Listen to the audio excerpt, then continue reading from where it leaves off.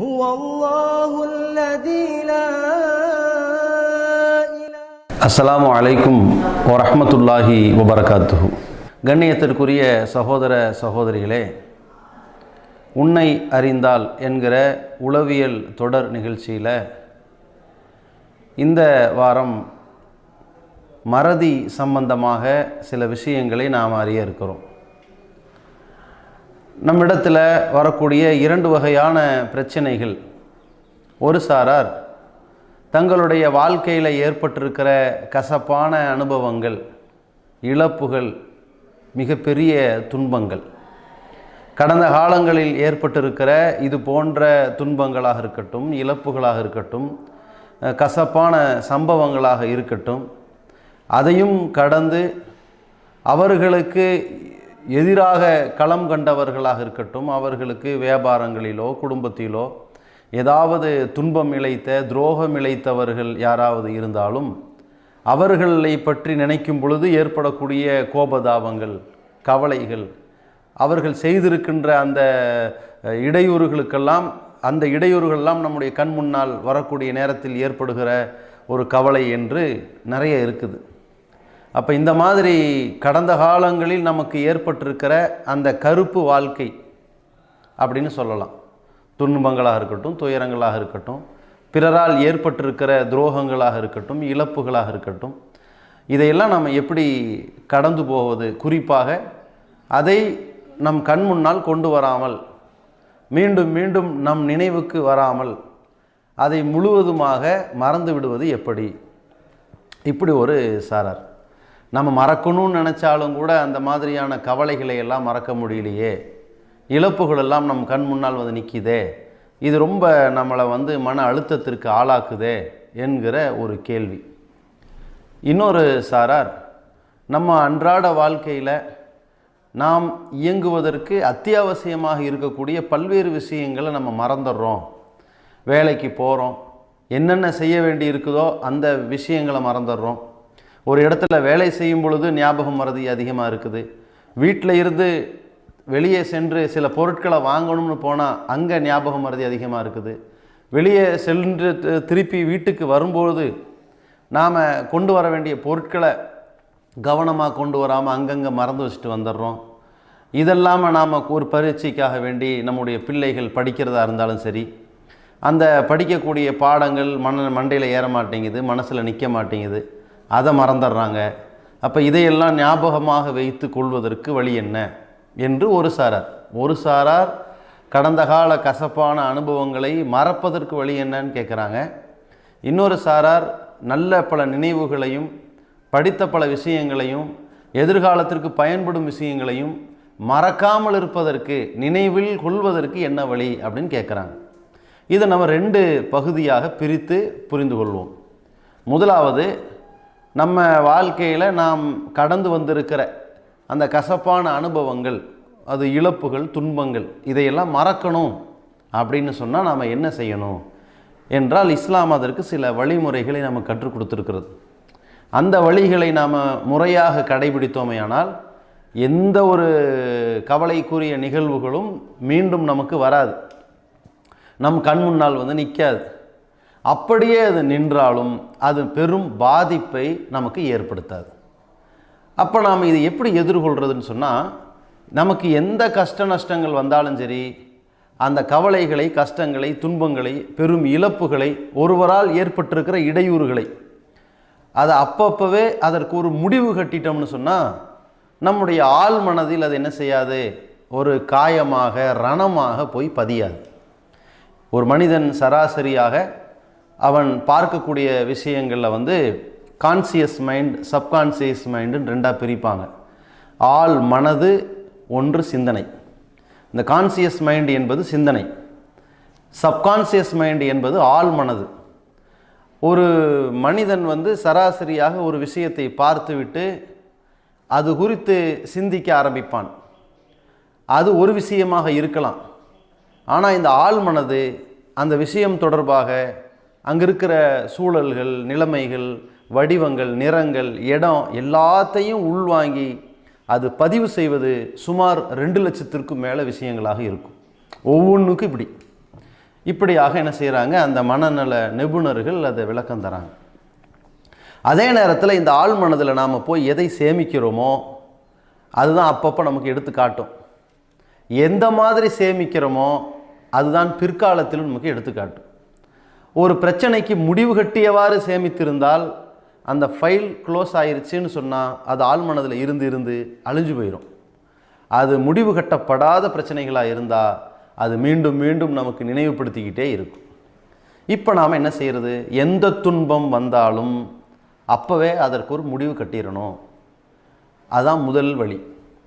அல்லாஹ்வுடைய மார்க்கம் நமக்கு அழகான ஒரு வழிகாட்டுதலை நமக்கு கொடுத்துருக்கிறது. அல்லாஹ் ரப்புல் ஆலமீன் சொல்கிறான், அல்லதீன இதா அசாபத்துகு முசீபா காலு இன்னா லில்லாஹி வ இன்னா இலைஹி ராஜிஊன். அவர்களுக்கு ஒரு துன்பம் ஏற்பட்டால் நாங்கள் அல்லாஹ்வுக்கு உரியவர்கள், அவனிடத்தில் திரும்பி போகக்கூடியவங்களாக இருக்கிறோம் அப்படின்னு அவர்கள் சொல்வார்கள். இந்த வார்த்தை சாதாரணமாக சொல்லிட்டு போகிறதல்ல, இது மிகப்பெரிய ஒரு மாற்றத்தை நம்முடைய மனதளவில் அது ஏற்படுத்திடும். நாங்கள் அல்லாஹ்வுக்குரியவர்கள், நாங்களே அல்லாஹ்வுக்குரியவர்கள், எங்களுக்கு ஏற்பட்டிருக்கிற இழப்புகள்லாம் எங்களை விட பெருசா என்ற ஒரு தத்துவம் அதில் உள்ளடங்கி இருக்கிறது. நாங்கள் அல்லாஹ்விடத்தில் செல்பவர்கள் நாங்கள் சொல்லித்தரப்படலை, அல்லாஹ்விடத்தில் திரும்பி செல்றவங்கன்னு சொல்லித்தரப்படுது. அந்த வார்த்தை எவ்வளோ பெரிய மன பலத்தை ஏற்படுத்தும் நீங்கள் பாருங்கள். அல்லாஹ்ட்ட செல்லக்கூடியவர்கள் என்று சொல்லாமல் அல்லாஹ்விடத்தில் திரும்பி செல்பவர்கள் என்று சொல்லி தருகிறது. திரும்பி செல்றதுன்னா என்ன, ஏற்கனவே நம்ம அங்கிருந்து வந்திருக்கிறோம் என்று பொருள். அங்கிருந்து தான் அல்லாஹ்விடமிருந்து தான் அனுப்பி வைக்கப்பட்டிருக்கிறோம். ஆதம் அலைஹிஸ்ஸலாம் அவர்கள் சந்ததிகளாக சுமந்து வந்தாங்களே துனியாவுக்கு, அல்லாஹ்விடத்தில் தான் வந்திருக்கிறாங்க. இப்போ ரிட்டன் போகிறாங்க. நமக்கு முன்னாடி சிலர் போயிருக்கிறாங்க, பின்னாடி போக இருக்கிறாங்க, நாமளும் போக இருக்கிறோம். இப்படின்னு ஒரு முடிவை ஒரு வார்த்தைகளாக அவன் சொல்லும் பொழுது அப்போவே இவனுடைய ஆழ்மனம் அதை என்ன மாதிரியான நிலைக்கு ஒரு முடிவுக்கு வந்துடும். இந்த துன்பத்தை அவர் ஏற்றுக்கொண்டார், சகித்து கொண்டார், இது பெரும் இழப்பாக இல்லை அப்படின்னு சொல்லி ஆழ்மனதில் அப்படி ரெஜிஸ்டர் ஆகிடும். அப்படி ஆகும்போது என்ன செய்யாது, மீண்டும் மீண்டும் மீண்டும் அது நம் கண் முன்னாடியே வராது, அது ஆட்டோமேட்டிக்காக அழிய ஆரம்பிச்சிடும். அப்படியே கண் முன்னால் வந்தாலும் அந்த இழப்புக்கு நாம் அன்னைக்கு என்ன சொன்னோமோ அதுவும் சேர்ந்து ஞாபகத்துக்கு வரும். இல்லை என்ன இருந்தாலும் நம்ம அல்லாஹ்வுக்குரியவர்கள், அவன் பார்த்துக்குவான், அவன் போதுமானவன் அப்படிங்கிற நிலையை அது ஏற்படுத்தும்.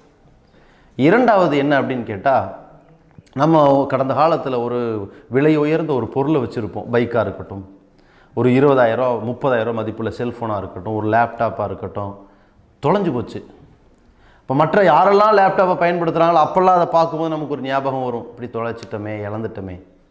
ஒரு வண்டியை யூஸ் பண்ணுறதை பார்த்தா இப்படி அழகான வண்டியை வாங்கியிருந்தோம், திருடிட்டாங்களே, இந்த கவலை மீண்டும் நம்ம முன்னால் வரும்.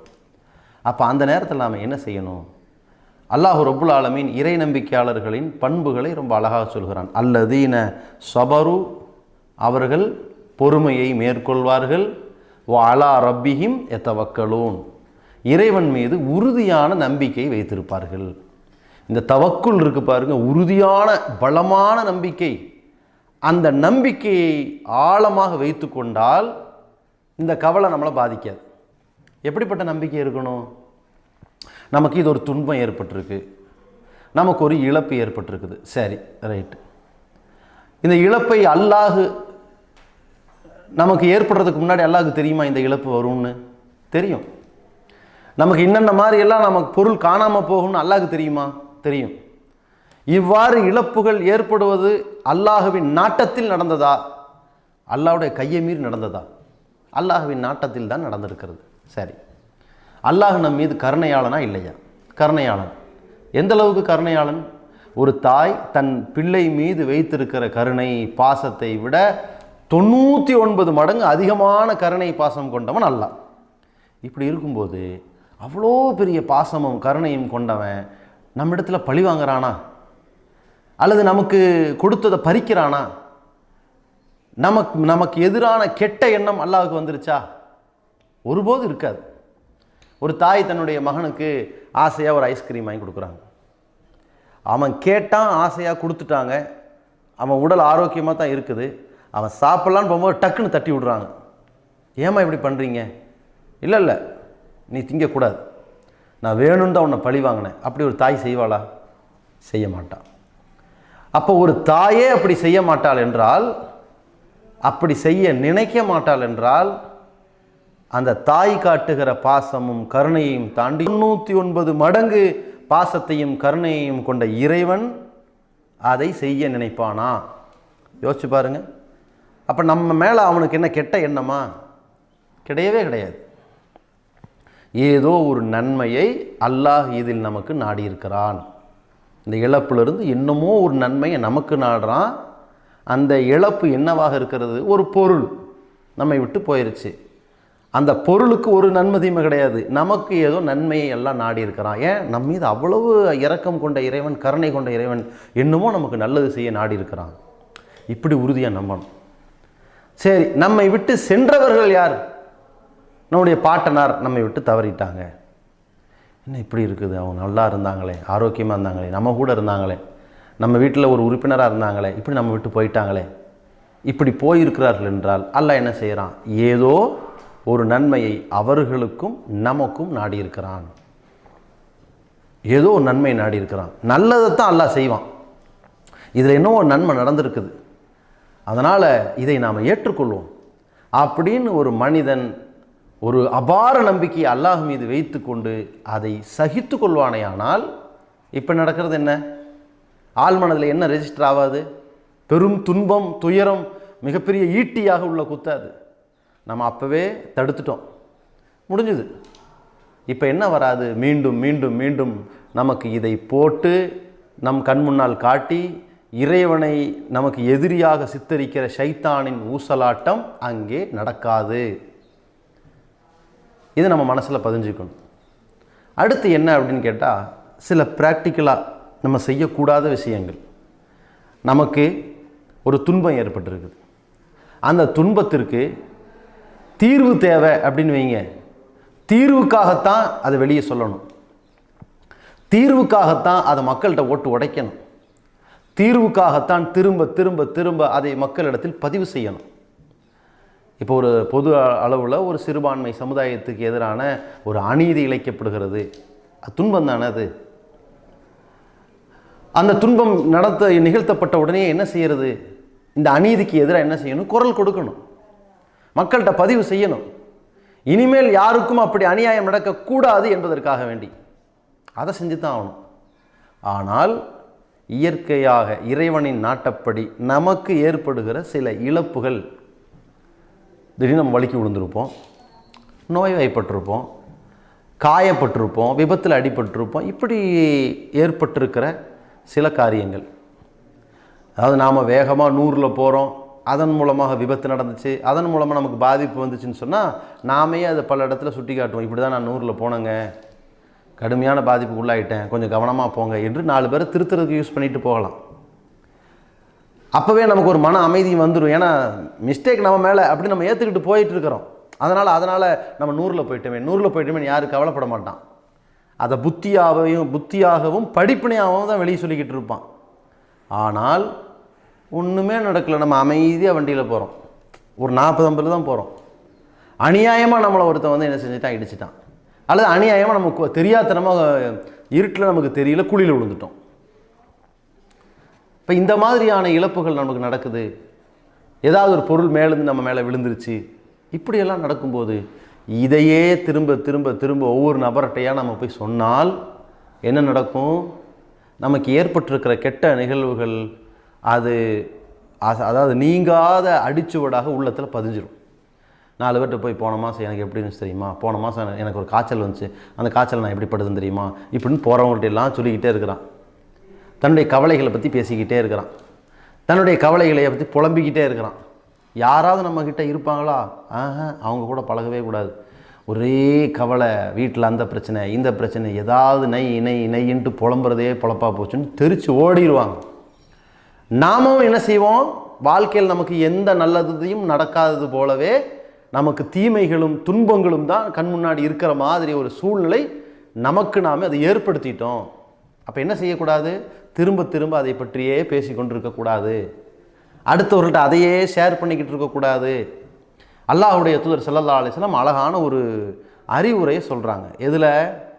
கனவு விஷயத்தில் சொல்கிறாங்க. கனவு சம்பந்தமாக சொல்லும்போது கனவு என்பது 3 வகை அப்படின்னாங்க. ஒரு கனவு நல்ல கனவு இறைவன் புறத்திலிருந்தே வரும் அப்படின்னாங்க. இது இறை தூதர்களுக்கு மார்க்க சட்டங்களாக கட்டளைகளாக இறைவன் புறத்திலிருந்து வரும். சராசரி மனிதர்களுக்கு இறை சட்டங்கள் வராது, கட்டளைகள் வராது, வணக்க வழிபாட்டின் முறைகள் வராது. அவனுடைய வாழ்க்கையில் இருக்கக்கூடிய நல்ல பல முன்னறிவிப்புகளை அல்லாஹ் கனவாக போடுவான். அப்போது அல்லாஹ்வுடைய தூதர் ஸல்லல்லாஹு அலைஹி வஸல்லம் என்ன சொன்னாங்க? அவங்க விரும்பியவர்களுக்கு சொல்லிக்கிட்டும் நாங்கள் அது நடக்கும். அதே நேரத்தில் இன்னொரு வகையான கனவு கெட்ட கனவு. 3 கனவுல ஒன்று நல்ல கனவு அல்லாஹ்ட்டிருந்து வருது, இன்னொரு கனவு கெட்ட கனவு அது ஷைத்தான்ட்டிருந்து வருது. ஷைத்தானுக்கு இருக்கக்கூடிய ஒரு பவர் என்ன? அவன் மனிதர்களை ஆள் மனதில் புகுந்து குழப்பத்தை உண்டாக்குற வேலையை அவன் செய்வான், வேற ஒன்றுமே செய்ய முடியாது.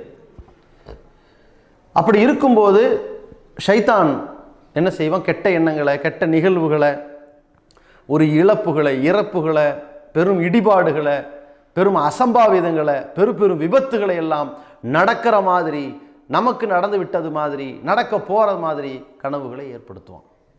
அனைத்தும் நமக்கு எதுவெல்லாம் பாதிப்போ அனைத்தும் கெட்ட கனவு, எதுவெல்லாம் நன்மையோ அனைத்தும் நல்ல கனவு. நன்மையாக இருந்தால் அல்லாஹ்ட்டிருந்து வந்திருக்குது, நம்ம யார்ட்டையும் சொல்லலாம். கெட்ட கனவாக இருந்தால் அது ஷைத்தான்ட்டிருந்து வந்திருக்கிறது, ஷைத்தான் விளையாடி கொண்டிருக்கிறான், அதை வெளியே சொல்லக்கூடாது. அல்லாஹ்வுடைய தூதர் காட்டி தந்த ஒரு வழி. அந்த வழியினால் நமக்கு கிடைத்திருக்கிற பல்வேறு பயன்களில் ஒன்று என்ன தெரியுமா? அல்லாஹ்வுடைய தூதர் சொல்லிட்டாங்க, கெட்ட கனவு வெளியே சொல்ல போகிறதில்ல. இது ஒன்று. எப்போ ஒரு விஷயத்தை நம்ம பிறர்கிட்ட ஷேர் பண்ணாமல் அதை அப்படியே அமைதியாக வச்சுட்டு விட்டுட்டோமோ நாளடைவில் நம்மை விட்டு மறந்து போயிடும். இப்போ ஒருத்தரை கூப்பிட்டு உங்கள் வாழ்க்கையிலேயே நீங்கள் கண்ட ஒரு கெட்ட கனவு இருந்தால் சொல்லுங்கன்னு கேளுங்க. யாராவது ஒருத்தர் சொல்லுவாங்க, கண்டிப்பாக சொல்லுவாங்க. சரி, இந்த கனவு கெட்ட கனவு வந்து வெளியே சொல்லக்கூடாது, கெட்ட கனவு கண்டிருந்தீங்கன்னா சொல்லுங்கன்னு கேட்கவும் கூடாது. இது எதற்கென்றால் ஒரு பரிசோதனைக்காக வேண்டி ஒரு இடத்துல வைத்துக்கொண்டு அவர்கிட்ட கேட்டு பார்த்தா நான் இத்தனை கெட்ட கனவு கண்டேன்னு ஒருத்தர் சொல்கிறாருன்னா கண்டிப்பாக அந்த கெட்ட கனவை 1க்கு 100 பேர்கிட்ட பேசி கருத்து கேட்டு புலம்பி தீர்வு கேட்டு அலைஞ்சிருக்காருன்னு அர்த்தம். தன்னுடைய கவலையை வந்து பதிவு செஞ்சுருக்காருன்னு அர்த்தம். இல்லை, அப்படியெல்லாம் எத்தனையோ வந்துச்சு, நல்ல கனவு வந்துச்சு, கெட்ட கனவு வந்துச்சு, ஞாபகம் இல்லை அப்படின்னு ஒருத்தர் சொல்லுவார். ஆனால் அவர் அப்படி மறைச்சிருக்காரு, விட்டுட்டார், அப்படி அவனுடைய உள்ளத்தை விட்டு கடந்துருச்சுன்னு அர்த்தம். மறதி. இந்த மறதி தான் அருட்கொடைங்க. இதெல்லாம் மறதியாக போகணும், மறந்து மறந்து அப்படியே நம்மள்கிட்ட இருந்து அப்படி கடந்து போயிடணும். இந்த மறதி அல்லாஹ் நமக்கு ஏற்படுத்தி கொடுத்துருக்குறான். இந்த அருளை அல்லாஹ்ட்டே கேட்கணும். பல தீய நிலைகள், கெட்ட நிலைகள், பல கசப்பான சம்பவங்கள், இதையெல்லாம் என்னுடைய உள்ளத்தை விட்டு போக்கு இறைவான் அல்லாஹ்ட்ட முறையிடணும். அதை அல்லாஹ் ரப்புல் ஆலமீன் எதையும் நமக்கு போக்குவான். அப்போது இந்த நேரத்தில் நாம் என்ன புரிஞ்சுக்கணும்? அல்லாஹ்வுடைய தூதர் சொல்லியிருக்கிறாங்க, கெட்ட கனவு வெளியே சொல்லாத. இப்படி சொல்லாதேன்னு தடுத்தது மட்டும் இல்லைங்க, யாராவது நபித்தோழர்கள் அப்படி கெட்ட கனவு கண்டேன்னு வந்தாலும் கூட ரசூலுல்லாஹ் சொல்ல விட மாட்டாங்க, நிப்பாட்டுன்றாங்க. அதை ஷேர் பண்ணவே வேணாம். ஏன்? அது ஷைத்தான்ட்டு வந்திருக்குது. ஷைத்தான் நம்மளை வழிகெடுக்கிறதுக்கு எந்த வேலையை செய்வான், ஷைத்தான் விளையாடுறதை இங்கே பேசாது, நிப்பாட்டுன்றாங்க. ஒரு நபித்தோழர் வராரு, அவர் வந்து சொல்கிறார், அல்லாஹ்வின் தூதரே இந்த மாதிரி வந்து தன்னுடைய தலை வெட்டப்படுற மாதிரியும் அப்படி அந்த தலையை தேடி இவர் ஓடுற மாதிரியும் ஒரு வகையான கனவை பற்றி பேச தொடங்கும் போதே ஷைத்தான் இவரிடத்தில் விளையாடி கொண்டிருக்கிறான், நிப்பாட்டு, ஷைத்தான் விளையாடிய ஒன்றை பேசாத அப்படி நிறுத்தினாங்க. இது மாதிரி நாம் கற்றுக்கொள்ள வேண்டிய பாடம் இதில் என்னவென்றால், எந்த துன்பங்களுக்கு தீர்வு வேணுமோ அதை முறையிடணும், வெளியே சொல்லித்தான் ஆகணும். எந்த துன்பங்கள் தீர்வு எட்டப்படாத தேவையற்றதாக இழப்புகளாகவே நமக்கு நடந்திருக்கிறதோ அந்த துன்பங்களை அல்லாஹ்விடத்தில் முறையிட்டுட்டு அவன் மேலே பாரத்தை போட்டுட்டு அவன்கிட்ட உதவியை தேடிட்டு அதை கடந்து போய்கிட்டே இருக்கணும். அதை பற்றியே மீண்டும் மீண்டும் மீண்டும் நினச்சிக்கிட்டு இருந்தால் முடியுமா? எல்கேஜியில் படிக்கும்போது ஒரு பென்சிலை தொலைச்சிட்டோம், இதை பற்றியே 1க்கு 100 வாட்டி பென்சில் தொலைஞ்சிருச்சு, பென்சில் தொலைஞ்சுன்னா வாழ்க்கை நகருமா? அந்த எல்கேஜியில் நமக்கு பென்சில் பெருசாக தெரியும், 10ஆம் கிளாஸில் நமக்கு ஃபோன் பெருசாக தெரியும். ஒன்று திருடு போயிருச்சுன்னா 1க்கு 4 பேர்கிட்ட சொல்லி செக் பண்ணி கேட்டு வர்றது ஓகே.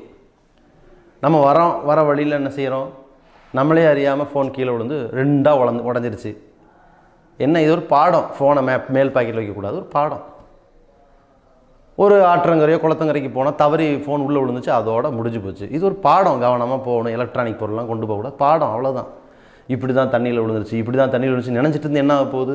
இப்படியே 4 பேர்கிட்ட சொன்னால் தீர்வுக்கு சொல்லலாம். கவனமாக போங்கப்பா, தண்ணியில் விழுந்தால் எனக்கு கூட ஃபோன் மிஸ் ஆகி போச்சு, நீங்கள் கவனமாக வச்சுக்கங்கன்னு தீர்வை சொல்லிட்டு போயிட்டே இருக்கலாம்.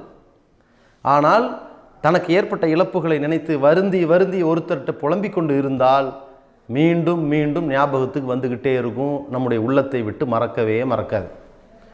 இது 2வது. அடுத்து என்ன அப்படின்னு கேட்டிங்கன்னா, நாம் எந்த ஒரு விஷயத்தையும் ரிவ்யூ பண்ணி பார்க்குறதுன்னு சொல்லுவாங்க.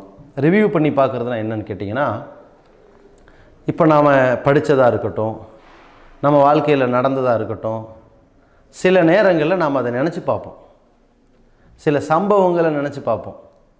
இந்த ரிவ்யூ பண்ணுவது என்பது திட்டமிட்டு நாம் செய்வதே கிடையாது, மீள்பார்வை. இந்த மீள்பார்வை என்பது நம்ம திட்டமிட்டு செய்யவே மாட்டோம். நல்ல விஷயங்களுக்கு மீள்பார்வை திட்டமிட்டு செய்தாக வேண்டும். அது எப்படிங்கிறத நான் உங்களுக்கு அடுத்த தொடரில் சொல்கிறேன்.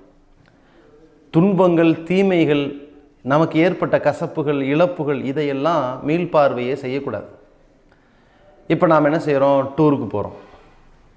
டூருக்கு போயிட்டு வந்துட்டோம். தன்னுடைய வாழ்க்கையில் இதான் ஒரு முதல் அனுபவம். வெளியூர் போயிருக்காரு, வெளிநாடு போயிருக்காரு, நல்லா இருந்திருக்குது, அந்த மாதிரி. அல்லது உம்ராவுக்கு போயிருக்கிறோம். மனிதன் பொதுவாகவே சகஜமாக அன்றாடம் நடக்கக்கூடியதை மீள்பார்வை செய்யவே மாட்டான். அன்றைக்கி நைட்டு படுக்கும்போது, இன்றைக்கி காலையில் எழுந்திரிச்சோம், வழக்கம் போல் ஆஃபீஸ்க்கு போனோம், வழக்கம் போல் திரும்பி வந்தோம், வழக்கம் போல் லுகர் தொழுதோம், வழக்கம் போல் அசர் தொழுதோம், வழக்கம் போல் மகரிப் தொழுதோம், அதான் இப்போ சாப்பிட்டு இப்போ தான் படுத்துருக்குறோம். இப்படி மீள்பார்வை செய்வானா? செய்யவே மாட்டான். தன்னுடைய வாழ்க்கையில் எது அதிசயமாக நடந்திருக்குது, புதுமையாக நடந்திருக்குது, பெரும் மகிழ்ச்சியாக நடந்திருக்குது, அல்லது பெரும் துன்பம் நடந்திருக்குது, இதை மட்டும் அப்படியே மீள்பார்வை செய்ய ஆரம்பிப்பான். அப்படின்னு நினச்சிக்கிட்டு இருப்பான். ராத்திரி படுக்கும்போது சில பேர் இப்படி அமைதியாக இருப்பாங்க. என்னப்பா? இல்லை, இன்றைக்கி ஒரு ஊருக்கு டூர் கூட்டிகிட்டு போனாங்க. அந்த ஊருக்கு போகும்போது அப்படியே பயங்கரமாக மரங்கள்லாம் இருந்துச்சு. ஒரு இடத்துல இறக்கி விட்டாங்க. அப்புறம் எல்லோரும் நாங்களாம் ஐஸ் வாங்கி சாப்பிட்டோம்.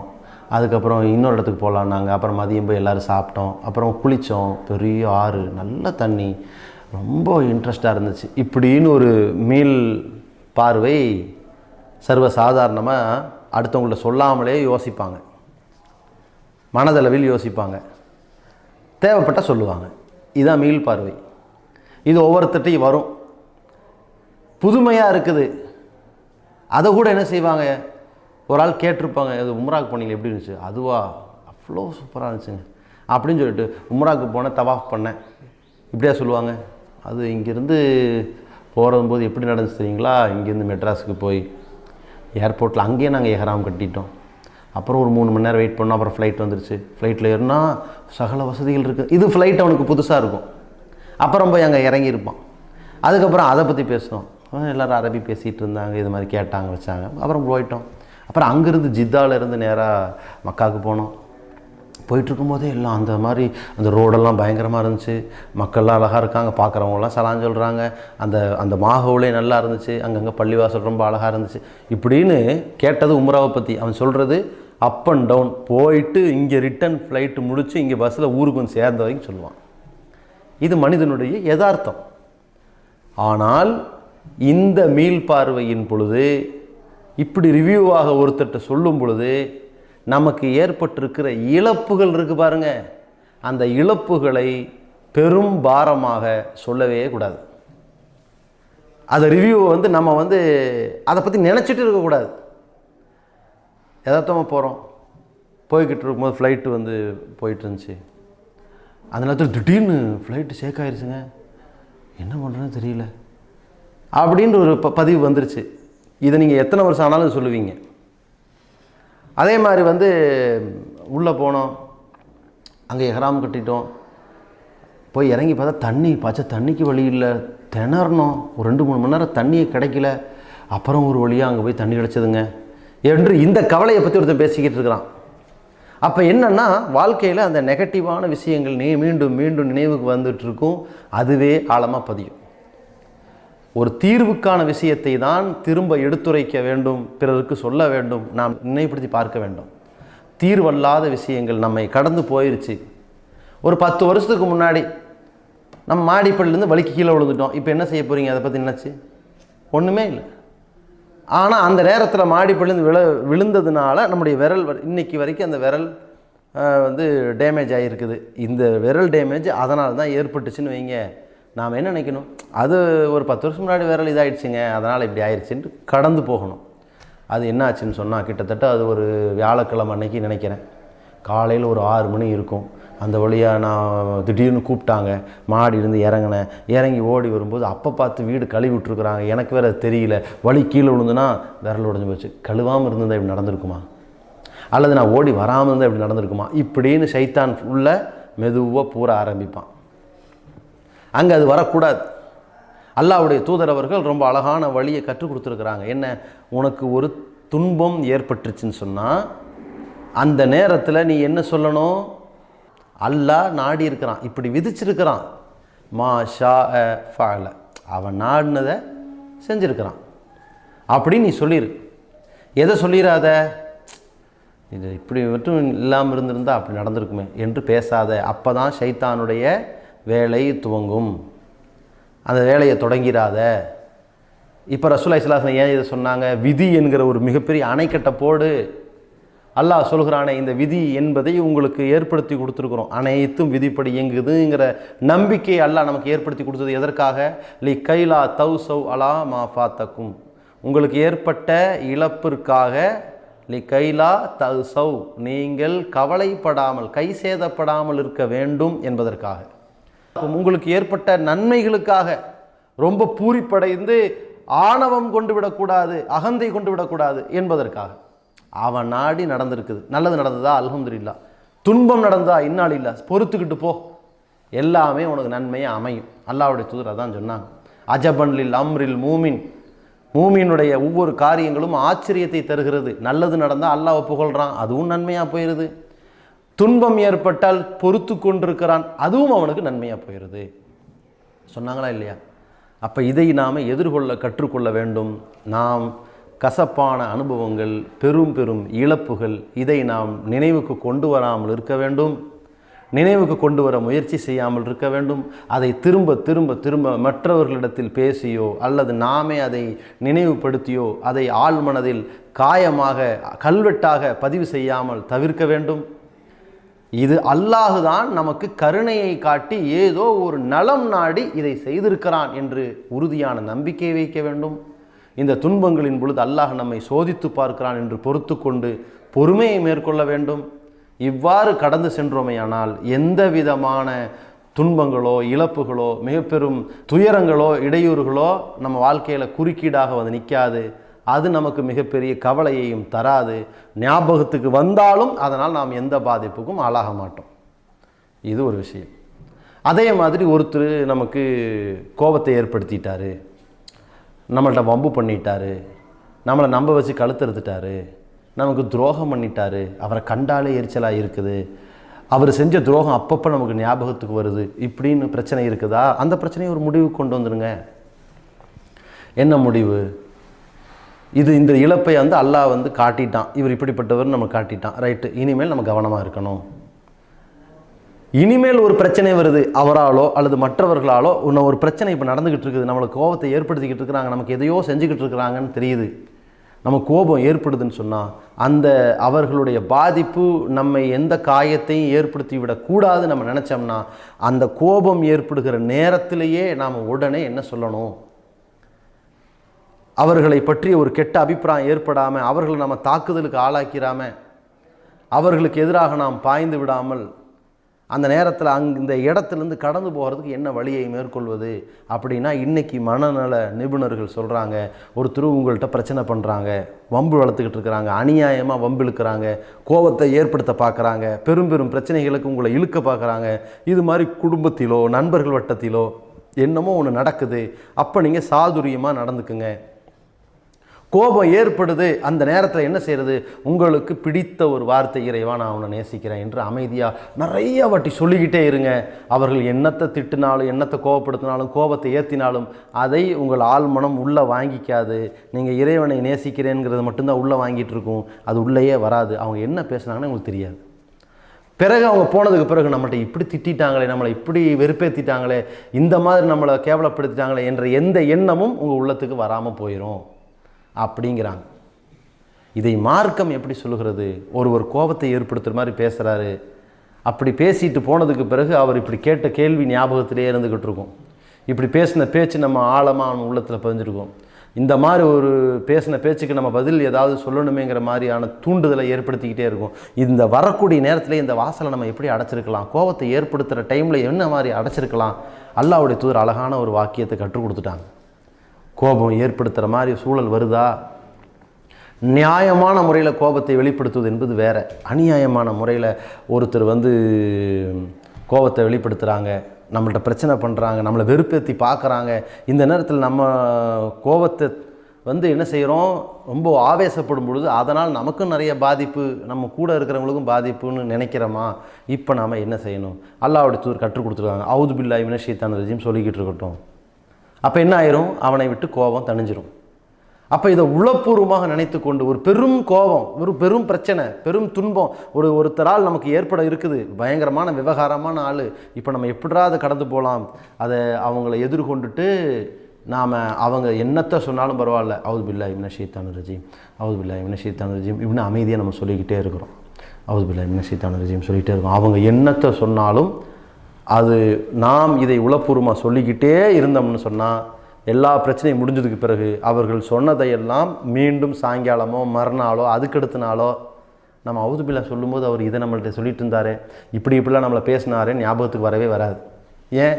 அதை ஆள் மனது ஏற்றுக்கொள்ளவே இல்லை. எதை ஏற்றுக்கிட்டு இருந்துச்சு தெரியுமா? அல்லாஹ்விடத்தில் பாதுகாவல் தேடுகிறேன், இதை ஏற்றுக்கிட்டு இருந்துச்சு. நமக்கு உதவி புரிபவன் யார்? ஷைத்தானா அல்லாவா? அல்லாஹ் தான் உதவி புரிவான். அல்லாஹ் என்ன செய்வான்? இவனை காப்பாற்றுவோம். ஏன்? இவன் அப்போ என்ன கேட்டிருக்கிறான்? நம்மள்கிட்ட பாதுகாவல் கேட்டிருக்கிறான். எதை விட்டு?